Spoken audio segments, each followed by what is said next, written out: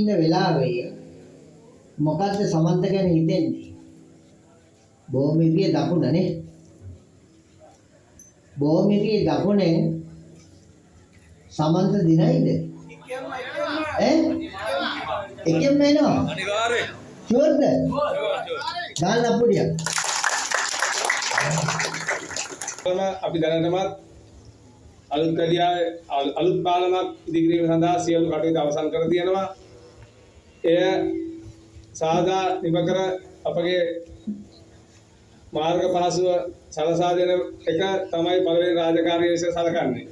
ඒ නිසා කවුරු තැන්දා වල කෙඳිරි ගෑවයි කියලා කිව්වට පාලම හදන්න බලපෑම් කළා කිව්වට ඒ බලපෑම් කවුරුත් කරන්න ඕනේ නැහැ අපිට. අපි ඒ දේ දැන්ටමත් කරලා ඉවරයි. ඒ නිසා ඒ කටයුත්ත වැලින්ද ජනතාවට පොරොන්දුවක් දීලා තියෙනවා අපි ඉටු කරන බවට. ඒ දැන්ටමත් අපි ආරම්භ කර තියන හැබැයි තාම පටන් ගන්න දෙයක් නැහැ. ටෙන්ඩර් කරලා ඉතරයි තියෙන්නේ. ඒක දැනුම් දෙනවා. එතන අපේ නගර සභාවෙන් අපේ මහ ජනතාවට දිය යුතු සේවාවන් හරියාකාරව ඉටු වෙන බව පේන්නේ නැහැ. මොකද අපිට ලයිට් එකක් දාගන්න ගියාම, බෝක්කුවක් හදාගන්න ගියාම, කාණුවක් හදාගන්න ගියාම තියෙන අපහසුතාවය ඔබම හොඳට දන්නවා. අපි ඉදිරියේදී අපි බලය ලබාගත් පසු කඩුවෙල් නගර සභාවේ එවැනි අපහසුතාවන් සිදු වීමට ඉඩ තබන්නේ නැහැ.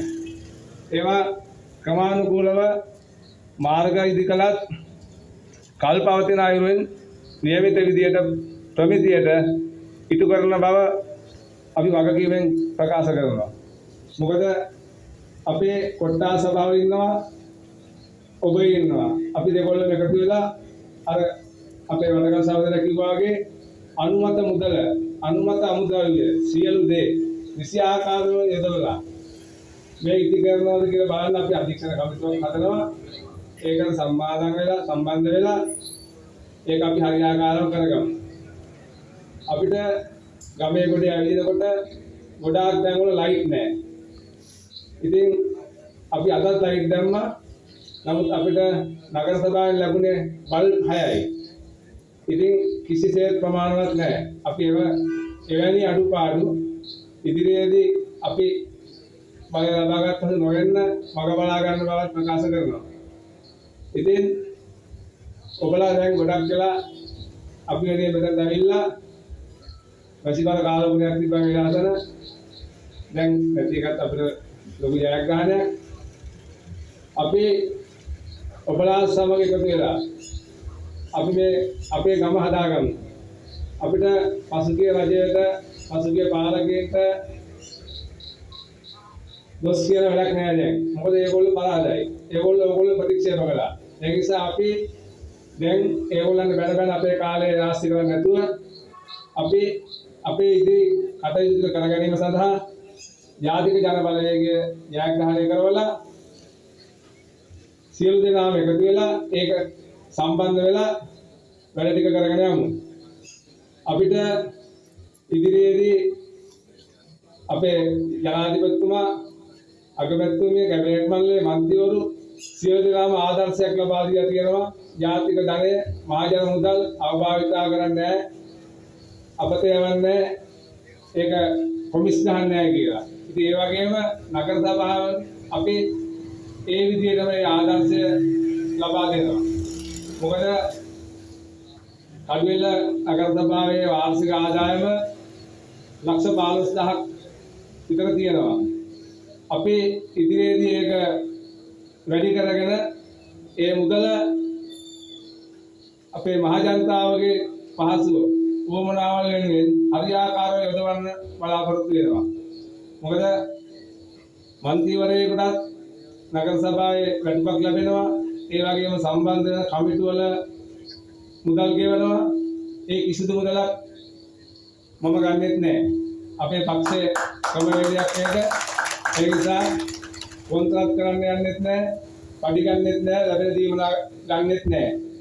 ඉතින් එවැනි අපි ඉහළ ආදර්ශයක් දෙනකොට අපිටත් ඒ ආදර්ශය මහ ජනතාව වෙනුවෙන් දෙන්න පුළුවන්.